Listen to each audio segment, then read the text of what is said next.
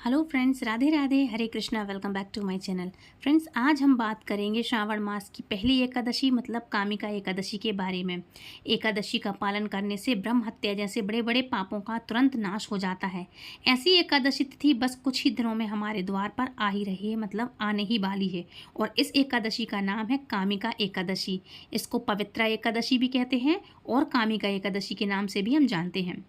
अपने नाम के अनुसार ही समस्त कामनाओं की पूर्ति करने वाली बताई गई है इस एकादशी को। जैसे कि नाम से ही जानते हैं, कामिका मतलब आपकी जो भी कामनाएं हैं उन सबको पूर्ण करने वाली। श्रावण मास में आने वाली यह विशेष कामिका एकादशी मनुष्य की हर मनोकामनाओं को पूर्ण करते हुए भगवान श्री हरि विष्णु की विशेष कृपा प्रदान करवाती है। इस एकादशी के विषय में यह भी कहा गया है कि जो व्यक्ति इस एकादशी की महिमा का वर्णन करता है, सुनता है, सुनाता है या कथा का श्रवण या पठन भी करता है, उसे भी हजारों गायों का दान करने के बराबर पुण्य फल प्राप्त होता है।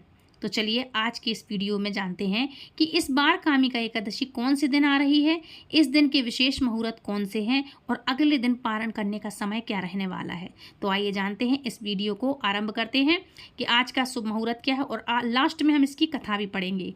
तो कामिका एकादशी का व्रत, ये एकादशी जो है इसको कहते हैं, इसका अर्थ होता है मतलब सभी कामनाओं को पूर्ण करने वाली। यह व्रत सभी पापों को नष्ट करने वाला है, समस्त कामनाओं को देने वाला है। और लगभग हमारे सभी ग्रंथों और पुराणों में कहा गया है कि एकादशी का व्रत भगवान श्री हरि विष्णु को अत्यंत प्रिय है। और उसमें भी चतुर्मास के श्रावण मास में आने वाली यह कामिका एकादशी अत्यंत महत्वपूर्ण है। यह एकादशी अपने नाम के अनुसार ही मनुष्य की समस्त कामनाओं की पूर्ति करती है। और इस बार यह एकादशी आ रही है 21 जुलाई 2025 को। दिन रहेगा सोमवार का।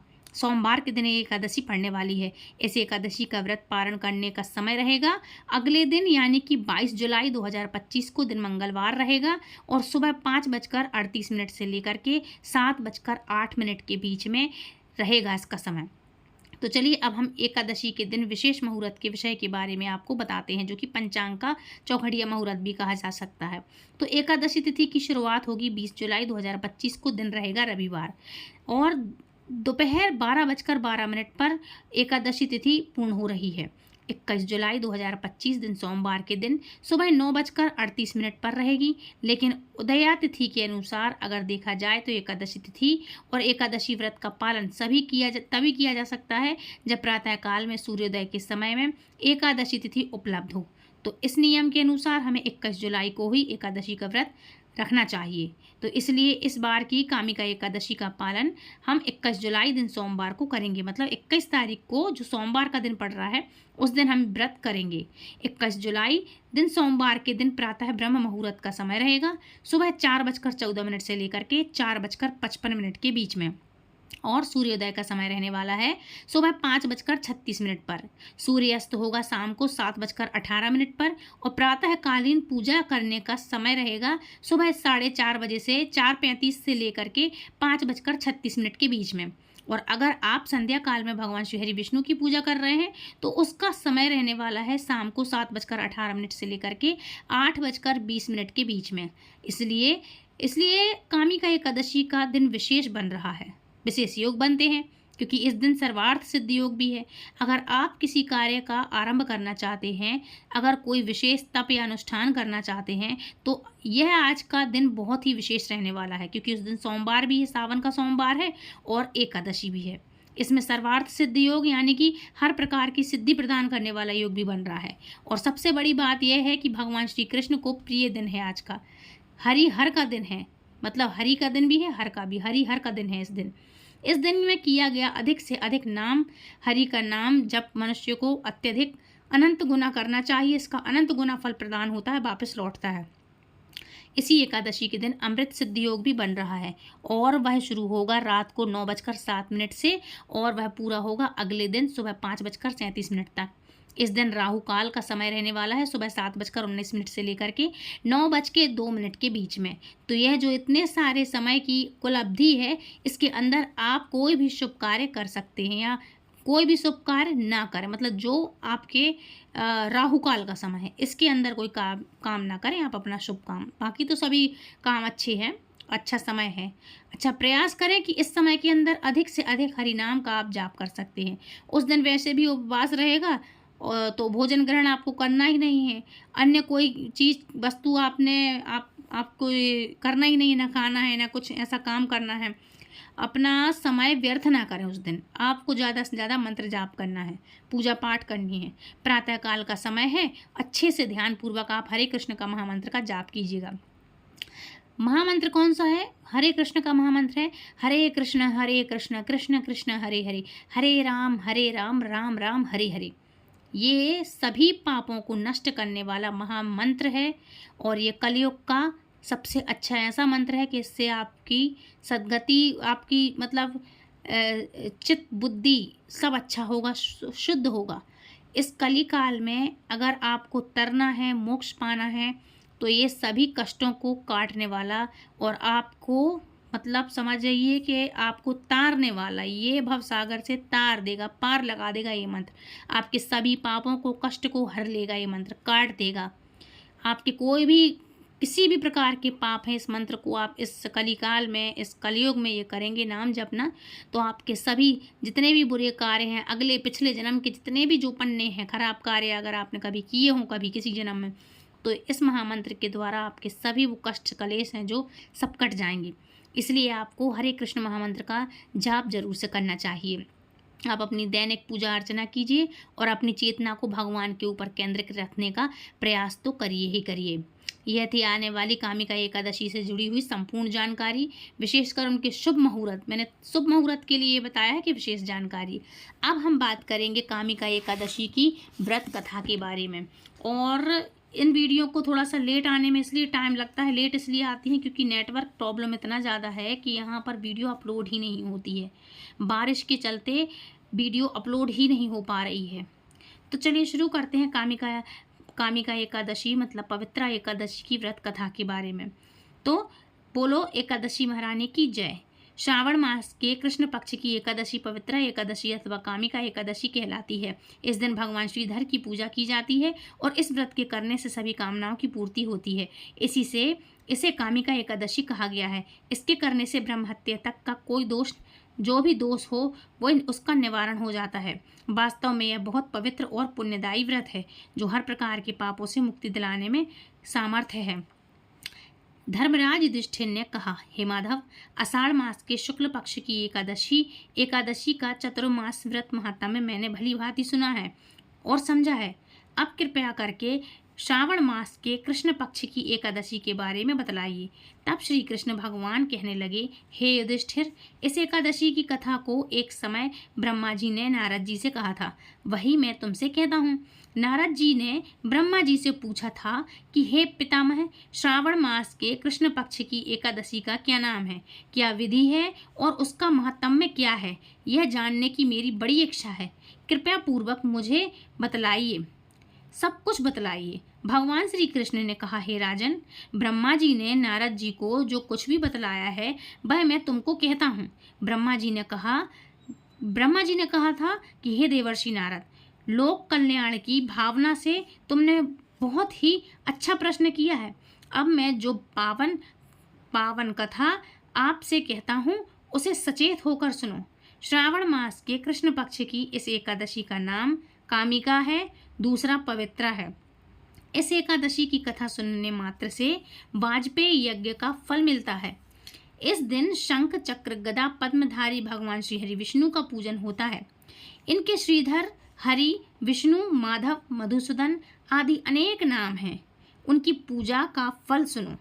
गंगा, काशी, नैमिषारण्य, पुष्कर और सूर्य व चंद्र ग्रहण पर कुरुक्षेत्र में स्नान करने से, समुद्र और वन सहित पृथ्वी का दान देने से, सिंह राशि के बृहस्पति में गोदावरी और गंडकी नदी में स्नान करने से जो भी फल प्राप्त नहीं होता वह विष्णु भगवान के पूजन से मिल जाता है। जो मनुष्य श्रावण में भगवान का पूजन करते हैं वे देवताओं, गंधर्वों और सूर्य आदि सभी की पूजा कर लेते हैं। हे नारद, भीषण पापों के कीचड़ में फंसे हुए और संसार रूपी समुद्र में डूबे हुए मनुष्य के लिए कामिका एकादशी का व्रत ही उद्धार करने वाला है। इससे बढ़कर पाप नाशक अन्य कोई उपाय नहीं। स्वयं भगवान ने यही कहा है कि इस एकादशी के व्रत के प्रभाव से जीव बुरी योनियों को प्राप्त नहीं होता। इस एकादशी को भक्ति पूर्वक भगवान को तुलसी दल अर्पित करने वाले संसार में ऐसे रखते हैं जैसे जल में कमल। इस व्रत के प्रभाव से अंतिम समय में मनुष्य यमराज की यातना तथा नरक के दर्शन नहीं करता और सीधा स्वर्गलोक को जाता है। विष्णु भगवान रत्न, मोती, मणि तथा आभूषण आदि से उतने प्रसन्न नहीं होते जितने तुलसी दल से प्रसन्न होते हैं। तुलसी दल अर्पण करने का फल चार भार चांदी और स्वर्ण दान के बराबर है। ब्रह्मा जी ने आगे कहा, भगवान की अति प्रिय तुलसी को मैं भी सदैव नमस्कार करता हूँ। तुलसी के वृक्ष को सींचने से संपूर्ण यातनाएं, दर्शन मात्र से समस्त पाप और स्पर्श करने से मनुष्य पवित्र हो जाता है। जो मनुष्य भगवान के चरणों में तुलसी अर्पित करता है वह मुक्त हो जाता है। कामिका एकादशी की रात्रि को दीपदान तथा जागरण के महात्म्य का वर्णन चित्रगुप्त भी कह सकते हैं। जो मनुष्य इस एकादशी की रात्रि को भगवान के मंदिर में दीप जलाते हैं उनके पितर स्वर्गलोक में सुधा पान करते हैं। जो गौशाला में घी या तिल के तेल का दीपक जलाते हैं वे 100 करोड़ दीपक युक्त होकर सूर्यलोक को जाते हैं। अंत में ब्रह्मा जी ने कहा, ब्रह्म हत्या तथा भ्रूण हत्या आदि पापों को नष्ट करने वाली इस कामिका एकादशी का व्रत मनुष्य को यत्न पूर्वक अवश्य ही करना चाहिए। व्रत करने पर तो सभी कामनाओं की पूर्ति होती ही है। इस कामिका एकादशी के महात्म्य को श्रद्धा पूर्वक पढ़ने या सुनने वाले के सभी समस्त पाप नष्ट हो जाते हैं और पाप नष्ट होकर के उसे विष्णु लोक की प्राप्ति होती है। बोलो एकादशी महारानी की जय। बोलो विष्णु भगवान लक्ष्मी नारायण की जय। तो फ्रेंड्स, देखा और आपने सुना कि हजारों कितने सारे पाप होते हैं, जो कई जन्मों के पाप होते हैं, समस्त पाप हैं जो नष्ट हो जाते हैं। तो फ्रेंड्स, आपके लिए राष्ट्र में क्या करना है कि आज के दिन आप तुलसी दल जरूर से समर्पित करें भगवान श्री हरि विष्णु को। जैसा कि मैंने आपको बताया कि सोमवार के दिन पड़ रही है एकादशी और रविवार के दिन मतलब संडे के दिन हमें तुलसी तोड़ना नहीं होती है ना, छूना होती है। इसलिए आप तुलसी के लिए सैटरडे के दिन तोड़ के रख लीजिएगा, क्योंकि एक तुलसी ऐसी है कि कभी भी अपवित्र नहीं होती, कभी बासी या जूठी नहीं होती है। इसलिए आप 2-3 दिन पहले से मैंने हर वीडियो में बताया कि आपको तोड़ करके रख लेनी चाहिए। और ये मास श्रावण मास है जो कि भगवान श्री हरि विष्णु का बहुत प्रिय मास है। तो आज के दिन आपको भगवान का अभिषेक तो करना ही है, साथ में आप चाहें तो रुद्राभिषेक कर सकते हैं और भगवान शंकर का भी आप अभिषेक ज़रूर से करिएगा। दूध, दही, शहद, घी, पंचामृत, गंगा जल, जो भी जल है अवेलेबल है, नर्मदा जल है, गंगा जल है, जो भी चीज़ें हैं उन सब से आप भगवान श्री हरि विष्णु का भी अभिषेक करें और महादेव का भी आप अभिषेक करें, पूजा करें। भगवान का बेलपत्र भी ध्यान रखिएगा कि मंडे के दिन खास करके जब हम व्रत रखते हैं भगवान शिव का, तो जो व्रतधारी हैं उनके लिए बेलपत्री अलग से उनको तोड़ना नहीं चाहिए। तो आप ध्यान रखें, बेलपत्र भी आप पहले से तोड़वा लें, या फिर आप मंदिर वगैरह जाते हैं तो मार्केट से आप उसी दिन खरीद सकते हैं, या फिर एक दिन पहले आप अच्छे से तोड़वा लें। अगर आपके यहाँ पेड़ या पौधा कहीं पे भी लगा हो या दूसरों से आप तोड़वाते हैं तो ये भी नहीं कर सकते आप कि आपका व्रत है तोड़वा आपने दूसरों से ली। आप बोल नहीं सकते जिस दिन आपका व्रत है आप तोड़वाएंगे नहीं पौधे को, मतलब बेलपत्री को। और एकादशी के दिन हम स्वयं स्पर्श नहीं करते हैं तुलसी का, ना ही हम तोड़वाते हैं। तो ठीक है, अब बात करेंगे इस एकादशी के नियम क्या हैं। तो देखो, कामिका एकादशी व्रत के सर्वोत्तम परिणाम के लिए, सारे परिणाम आपके हित में हो इसलिए आपको शांति बनाए रखनी है, क्रोध नहीं करना है, अकारात्मकता से आप बचें, मतलब क्रोध से बचें। द्वादशी के दिन परिवार के सदस्यों और अधिक से अधिक लोगों को प्रसाद जरूर बांटें जो आप श्री हरि विष्णु को भोग लगाएंगे। व्रत रखने वाले भक्तों को एकादशी के अगले दिन दूसरे दिन अपने घर में ही, मतलब घर का बना हुआ भोजन ही करना चाहिए। इस तरह से आप घर में आप भोजन करेंगे और एक दिन पहले दशमी की तिथि के दिन आपको एक टाइम भोजन करना चाहिए। ये कुछ ऐसी चीज़ें हैं जो आपको ज़रूर से करनी चाहिए। एक दिन पहले आपको चावल नहीं खाना चाहिए, दशमी की तिथि को सुबह एक टाइम भोजन करना चाहिए बिना लहसुन प्याज का। ठीक है, इस तरह से आपको करना चाहिए क्योंकि ये एकादशी है, ऊपर से श्रावण मास का इतना वो है, क्या बोलते इसको, इतना ऐसा फल देने वाला है महीना के हर रोज़ कुछ ना कुछ जब तब व्रत लगे ही रहते, पूरा पूरी दुनिया शिवमय होती है, क्योंकि ये भगवान को बहुत ही प्रिय है। अच्छा, कामिका एकादशी व्रत करने से भगवान श्री विष्णु की कृपा सहज में ही प्राप्त हो जाती है, और इस व्रत के पुण्य प्रभाव से ब्रह्म हत्या के दोषों से भी आपको मुक्ति मिलती है। और महादेव भोलेनाथ इतने तो प्रसन्न हो ही जाते हैं कि वो एक लोटा जल से प्रसन्न हो जाते हैं। इसलिए आज के दिन लेडीज़ भी स्पेशली अगर पूजा करती हैं तो ध्यान रखिएगा कि एकदम सफ़ेद और काले वस्त्रों का धारण ना करें। लाल, हरे, नीले, पीले इस तरह के वस्त्र कर सकते हैं आप। और ब्लू कलर का, डार्क ब्लू, बैगनी ये कलर नहीं पहनते हैं। ब्लू मैंने बोला, लेकिन स्काई ब्लू, तो ध्यान रखिएगा इन चीज़ों का। चांदी की बिछिया पहने, मांग में सिंदूर भरें, महावर ज़रूर से लगाएं, मेहंदी लगाएं, ठीक है। क्योंकि ये सावन का पवित्र महीना है, तो ख़ास करके सुहागन औरतें हैं या जो कुंवारी लड़कियां हैं वो भी कंगन पहन सकती हैं, ग्रीन कलर की चूड़ियाँ धारण कर सकती हैं। मैंने काफ़ी सारी वीडियोज़ में अपने कॉमेंट में पढ़ा था कि काफ़ी लड़कियाँ बोलती हैं कि हमारी तो शादी नहीं हुई तो क्या करें। तो आप देखो, ऐसा है कि आप कुछ नहीं तो कम से कम पायल तो पहन सकती हैं, या चूड़ी कंगन तो पहन ही सकती हैं, तो कोई दिक्कत नहीं है। सभी लोग चूड़ी कंगन जो भी है हरे हरे बढ़िया पहने। और पहनने से पहले अगर आप लेते हैं तो शुक्रवार के दिन लें, गुरुवार के दिन भी पहन सकते हैं। और पहले नंबर माता पार्वती को आप चढ़ा दें, उसके बाद प्रसाद रूप में उसको आप ग्रहण करें। मतलब चढ़ाया हुआ सुहाग में लड़कियां तो सभी लगा सकती हैं, सिंदूर छोड़ के बिंदी लगा सकती हैं, नेल पेंट लगा सकती हैं, चूड़ियाँ पहन सकती हैं, ये तो कर ही सकती हैं। तो पहले माता पार्वती को समर्पित कर दें, उसके बाद आप प्रसाद रूप में आप अपने वो सुहाग की चीज़ें पहनें। तो इस तरह से आप करें। और ध्यान रखें कि चांदी की ही आप बिछिया पहने, नकली आर्टिफिशियल ना पहने, ना इसमें पैसे बर्बाद करें। इससे कहते हैं पति की उम्र कम होती है। इसलिए आपको कुछ चीज़ें ऐसी हैं जो चांदी की नहीं, आपके लिए नकली चीज़ें नहीं, चांदी की ही पहननी चाहिए। जैसे कि एक मंगलसूत्र हो गया और बिछिया हो गई, ये पायलें हो गई, ये चीज़ें आपको चांदी की ही पहनने चाहिए। और मंगलसूत्र सोने का, चाहे छोटा ही क्यों ना हो, लेकिन आप नकली ना पहने, असली पहने। नकली चीज़ों में पैसे बर्बाद ना करें, वेस्ट ना करें। खूब सज सवर के रहें, ग्रीन कलर के खूब अच्छे से कपड़े पहने, माँ को चुनरी है, साड़ी है, जो भी है समर्पित करके, अर्पित करके फिर आप अपने लिए यूज़ करें। अच्छे से सज सवर के रहें, महावर लगाएं, मेहंदी लगा लें। क्योंकि अब सावन शुरू हो गया है तो अच्छे अच्छे नए नए कपड़े पहने। पूरा महीना ही रहता है, शुरुआत हो जाती है हमारे हिंदू धर्म में त्योहारों की, तो इसलिए अच्छे से सज सवर के रहें। हर चीज़ माता रानी को पहले समर्पित करें, उसके बाद आप स्वयं धारण करें। तो इस तरह से आप 16 श्रृंगार करके अच्छे से पूजा करें। व्रत, तप, हवन, जप, तप, हवन, यज्ञ जो भी आप करना चाहें कर सकते हैं। दूसरे दिन जब आप पारण करेंगे व्रत का, एकादशी का, तो उसके पहले आप ब्राह्मण को भी कुछ दक्षिणा दान निकाल दें, उसके बाद आप पारण करें। या पारण करने के बाद आप निकाल दें और किसी भी मंदिर में या साधु को, ब्राह्मण को, जिनको ज़रूरत हो, ज़रूरतमंदों को आप ये दान ज़रूर से दें। ध्यान रखिएगा, अगर आप किसी भी साधु को, ब्राह्मण को यदि आप दान देते हैं तो उसमें दक्षिणा अवश्य से रखिएगा। तो फ्रेंड्स, ये थी कुछ जानकारी। आई होप आज की वीडियो आपको पसंद आई होगी। यदि वीडियो पसंद आई तो प्लीज़ वीडियो को लाइक, शेयर, कमेंट करें। चैनल सब्सक्राइब करें। पहली बार आए हैं चैनल पर तो चैनल को सब्सक्राइब करके बेल आइकन पे प्रेस कर लें, ताकि आने वाली हर एक वीडियो की नोटिफिकेशन सबसे पहले आप तक पहुंचे।